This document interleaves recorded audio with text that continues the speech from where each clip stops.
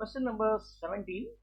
The mass spring system oscillates with a period time t. Another identical spring is connected in parallel with the first spring. Now, first thing is, let us say this mass m, this has a spring constant. Okay. So, the time period t1 is given by 2 pi into square root of m by k. This is the first thing that we know. Then, another identical spring is connected in parallel. So, once again, you have two springs, identical springs, and the mass m is here.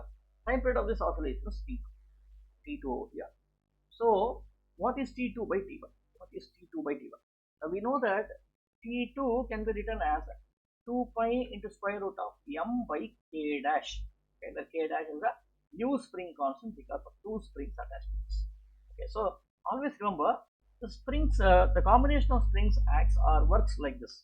If you have two springs in series having k1 and k2 as spring constants, the effective spring constant is given by 1 by k equal to 1 by k1 plus 1 by k2, similar to that of your parallel resistors. But if they are connected in parallel like this, then k dash is equal to k1 plus k. Now k1 plus k2 are same, so this should be equal to 2k. Because I can now write this as 2 pi into m divided by 2k. So it should now be T2 by T1 should now be equal to 2 pi into square root of m by 2k divided by 2 pi into square root of m by k.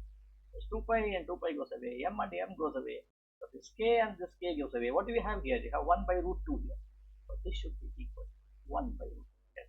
Try it out yourself. Okay, and then the correct answer here is option B.